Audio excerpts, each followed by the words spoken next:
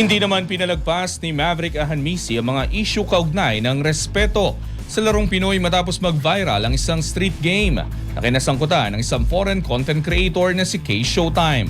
Ang ibang detalye alamin sa pag-abante ni Carlo Villaseñor.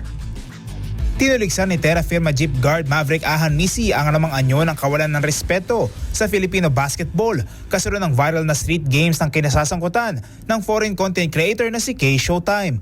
Ayon kay Ahanmisi, likas na sa larong Pinoy ang pisikal na labanan, ngunit may hangganan ang pagiging matindi sa laro. Showing people what Philippine basketball is about. It's rugged, it's rough. That's not gonna change. Tough, hard-nosed play, all that pushing and shoving shit, that shit was cool. Until you start throwing the basketball on people's heads, calling them stupid. Hinamon din niya ang mga pahayag na minamaliit ang kakayahan ng mga Pilipinong manlalaro. Saying that you've never found a Filipino that could guard you. Well, guess what, bruh?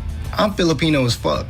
Come play me, one-on-one. Binigyan din ni Ahanmisi ang konteksto ng mga manlalarong lumalahok sa mga ganitong laro na karamihan ay mula sa payak na pinagmulan. And you can say what you want about me. I'm a Filipino-American, a Nigerian Filipino. I'm not full Filipino. I've lived in the Philippines for damn near half my life. And growing up, all I knew was Filipino basketball. Hinamon niya ang mga kritiko na harapin ng mga manlararong tunay na nagre-representa ng grassroots level ng laro sa bansa. I would like to see you play somebody that is Filipino that can really hoop, and I want to see you keep that same energy.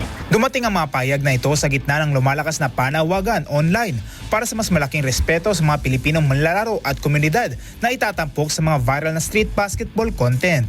Ako si Carlo Villaseñor, Abante!